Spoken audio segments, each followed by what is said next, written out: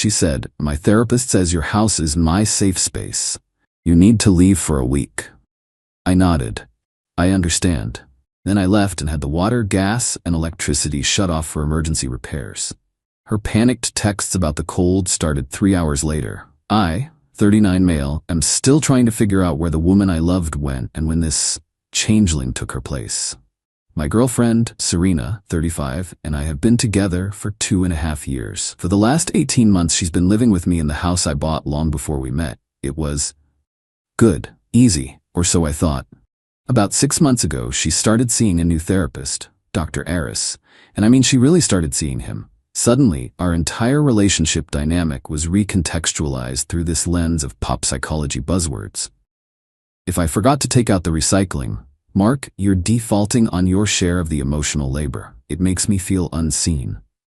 If I wanted a quiet night in instead of going to her friend's party, "I'm hearing a lot of avoidant energy from you. My boundaries require me to be around positivity, so I'm going without you." It was exhausting, but I tried to be supportive. "Hey, if this guy is helping you, great. But I was the one paying for it." Literally. Her essential oils consulting business is more of a hobby that loses money. I cover the mortgage, the utilities, the car insurance, the groceries, her phone bill. She transfers me a few $100 here and there when she has a good month. Last night, she sat me down on the couch. She had that serene, beatific smile she gets right before she's about to say something completely unreasonable. "Mark," she said, her voice soft, "I had a major breakthrough with Dr. Aris today." "Oh yeah, that's great, honey. What about?" "About us. About this space." She gestured around my living room. "He agrees with me that for me to truly heal and find my authentic self, I need to establish a truly secure, safe space. A place where my energy isn't being judged or compromised." A cold feeling started in my stomach. "Okay, and what does that mean?" "It means," she said, putting her hand on my knee, "that my therapist says your house is my safe space, and to truly make it mine, you need to leave for a week." I just stared at her. "You want me to leave? My own house?" "Just for a week," she said, as if that made it reasonable. "Dr. Aris says it's crucial. I need to inhabit this space completely, cleanse it of our negative energetic buildup. You leaving is an act of love, Mark. It shows you respect my healing journey." "And where am I supposed to go?" "Trisha's cousin has an Airbnb you could get. Or a hotel. It's only 7 days. It will be good for you too. You can stay somewhere and reflect on your energy, on how you contribute to my anxiety." I looked at her, really looked at her. There wasn't a trace of doubt. She 100% believed this, believed she had the right to evict me from my own home. And in that second, something in me just snapped. The part of me that had been making excuses, the part that had been paying for her healing, it just went quiet, and a new, colder, much more logical part of me took over. I nodded slowly. "I understand." Her face lit up. "You do? Oh, Mark, thank you. This is so healthy for us." "I totally get it," I said, standing up. "You need your space. I'll go pack a bag." "You're the best," she cooed, already picking up her phone, probably to text her best friend Trish and Dr. Aris the good news. I went upstairs and packed a carry-on. Clothes for a week. My laptop. My important documents from the desk. I walked downstairs, kissed her on the forehead. "All right, the house is all yours. Do your energetic cleansing. I'll see you in a week."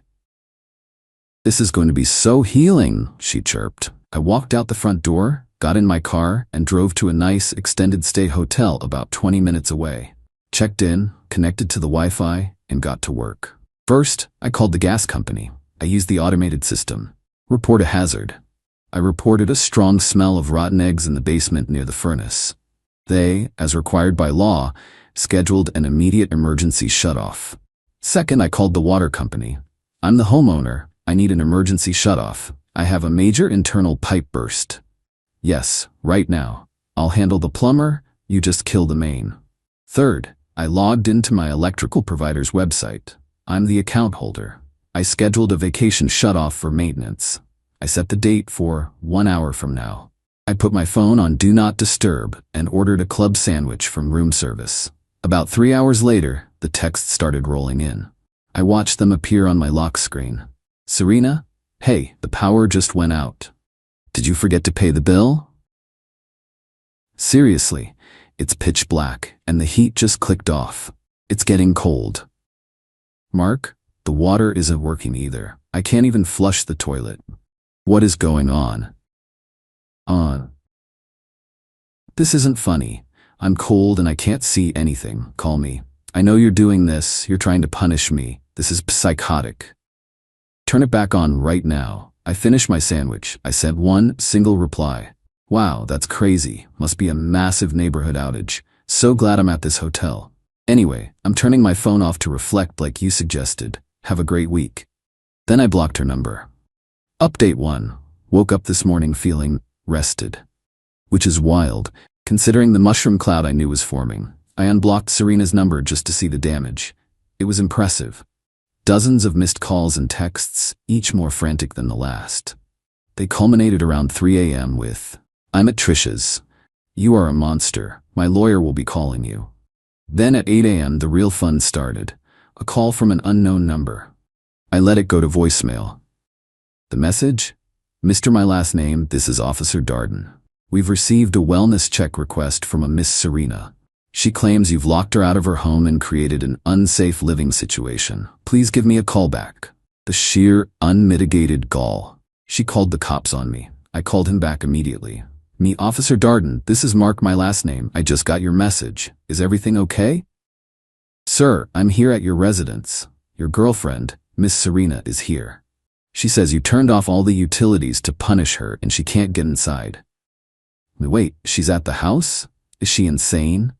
"Officer, I had to leave yesterday because of a critical safety issue. The gas company red-tagged my furnace. I smelled gas and they shut it off immediately. Then my electrician said the main breaker box was sparking.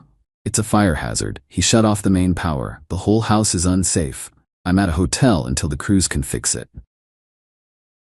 "Sparking?" "Me, yes, sir. I told Serena it was unsafe, that I was leaving, and that she needed to come with me. She's been under a lot of stress. She refused. She said she wanted to stay. I figured she'd leave when it got dark. I have no idea why she'd go back there. And the house is locked because it's a dangerous work site. The crews are scheduled for this afternoon." I could hear him turn away from the phone. Muffled talking. "Officerina." "Ma'am." He's saying the house is a fire hazard. He says he told you not to stay. Serena's voice. "He's lying. He's doing this to control me. My therapist said he would."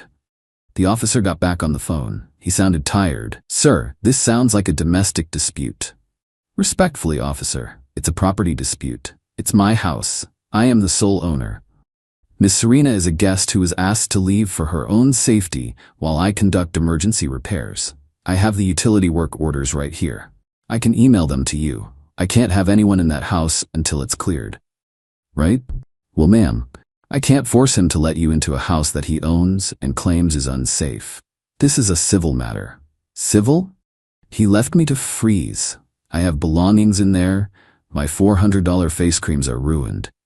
The call ended. I knew I had a window. I called a moving company, the 24/7 emergency kind. I paid triple the rate. I need a full pack and move. Today. Now. Everything in the master bedroom that's in the left side closet and the white dresser. Everything in the spare office room. Everything in the bathroom cabinets. They were there in 2 hours. I met them, let them in. The house was indeed cold and dark. While they worked, I called a locksmith and a security company. By 4 p.m., all of Serena's belongings, every last essential oil, every yoga mat, every live, laugh, love sign, were professionally packed. All of it was moved into a 10 by 15 climate-controlled storage unit. I paid for the first month. The locks on my house were changed.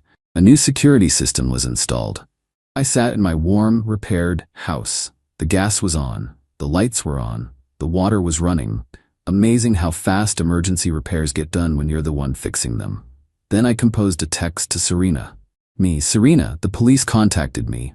I'm glad you're safe at Trisha's. The repair crews came today, but they found a lot of problems. The wiring is a mess. It's going to be a long-term project. The house is unlivable.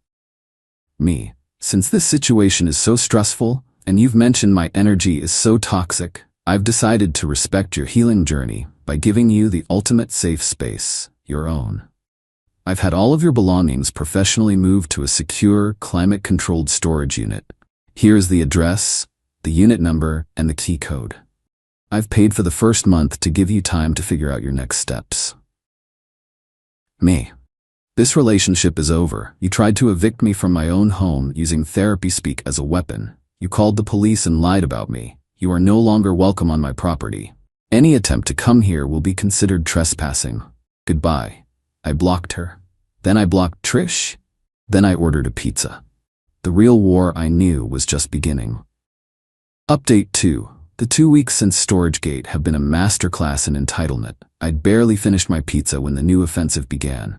They couldn't reach my phone, so they went for my email. The first volley came from Trish. Subject: You are a sick man. Mark, Serena is having a full-blown panic attack. She's destitute because of you. She has nothing. You stole her belongings. We are going to the police tomorrow and reporting you for grand theft. You better return her things and pay her for the emotional distress you've caused, or you're gonna jail. You can't just throw a woman out. She has rights. I gotta admit, that one gave me a tremor. Jail? Grand theft? My logical brain knew it was nonsense, but the threat was still rattling. I immediately called my cousin who works in corporate law, who gave me the number of a friend who eats domestic disputes for breakfast. I had a consultation the next morning. My new lawyer, let's call him Ben, just grinned as I laid out the texts, the safe space demand, the utility shutoff. Clever, if a bit dramatic. And the storage unit receipt. She wasn't a tenant, Ben said, steepling his fingers. She paid no rent, had no lease. She was a long-term guest. You gave her notice to leave, admittedly a very creative notice, and you secured her property. She has no case for illegal eviction. And it's not theft if you've given her the keys to the storage unit where all her stuff is. She's just mad she's not living for free anymore. He drafted a beautiful, terrifying letter to Serena, which I emailed to her since she was blocked everywhere else. It basically said, Our client Mark has terminated his personal relationship with you. Your status as a guest in his private residence is revoked. Your personal property has been secured at storage facility address, with 1 month's rent paid as a courtesy. Any attempt to contact our client, his family, or his place of employment will be viewed as harassment. Any attempt to enter his property will result in immediate prosecution for criminal trespass. This was the best part. We have copies of your texts demanding he vacate his own home, which show a clear intent to seize control of the property. We are confident a judge will see this as you acting in bad faith. That same afternoon, I got a whimpering email from Serena. The bravado was gone. Mark, please. I can't afford that storage unit. I can't find my green ceramic tray, the one my aunt gave me. Did you throw it away? It was precious. And I need money. You can't just cut me off. I have no income. How am I supposed to live? Dr. Eris says this is financial abuse. Ah, Dr. Eris, the puppet master. This therapist was the root of all this. I'd been paying his invoices. I still had them. I did a little digging. Dr. Eris was not a doctor. He wasn't an LCSW, not an MFT, not a psychologist. He was a certified spiritual counselor who got his certification from an online weekend webinar. And that green ceramic tray? I knew exactly which one she meant. It was an ugly, lopsided thing she kept on her nightstand for her energy crystals. I hadn't seen it when the movers were packing. I went to check the bedroom. There, tucked behind the nightstand, was the tray. And under it, a small, folded receipt. It was from a men's cologne brand. A very expensive one, a brand I don't wear. The charge date was from 3 weeks ago. Suddenly, the safe space demand made a whole new kind of sense. The week I was supposed to be gone, the cleansing of my energy. She wasn't just trying to evict me, she was planning to replace me. My blood went from cold to boiling. This wasn't just entitlement anymore, this was a planned cuckolding.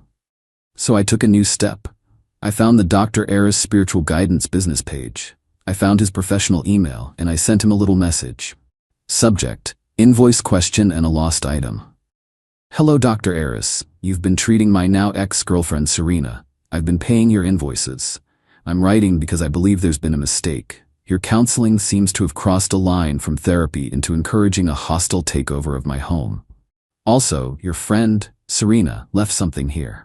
A receipt for cologne, and this ugly green tray.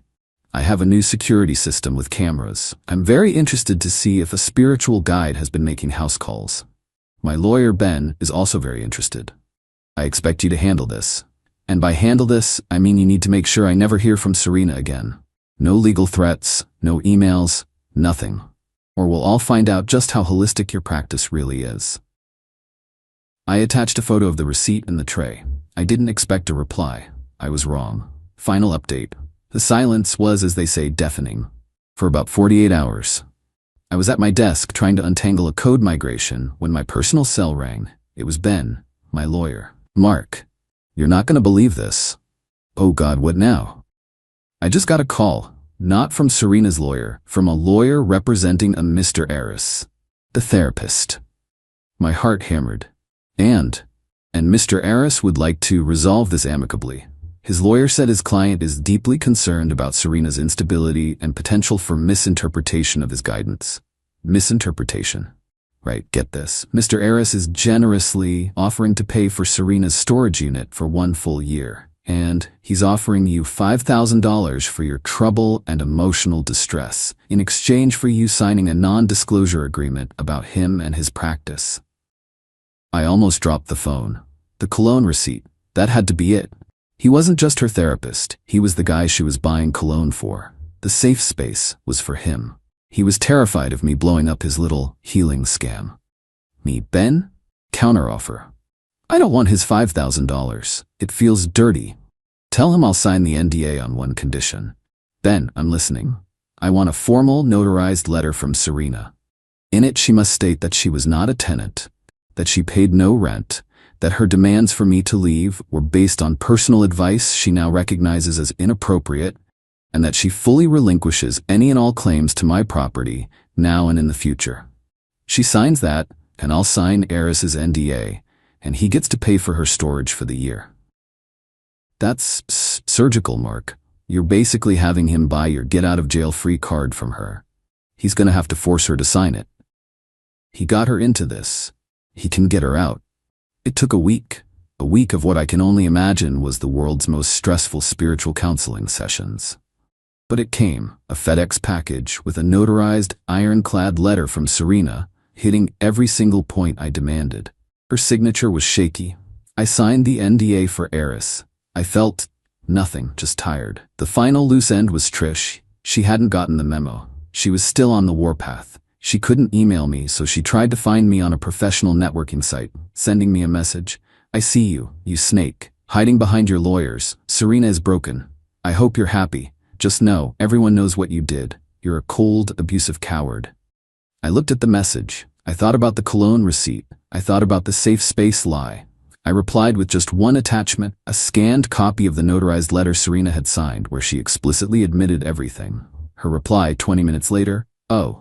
She's blocked me now. So, that's it.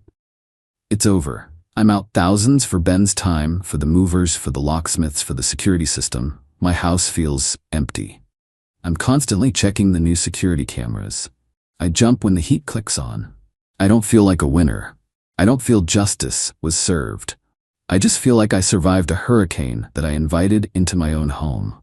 I was a fool for letting it go on so long, for paying for the rope she was using to hang me. Last night, I took the ugly green tray and the cologne receipt, and I put them in my barbecue. I lit a match and watched them burn until they were just black flakes. It's not a healing journey, but I guess it's a start.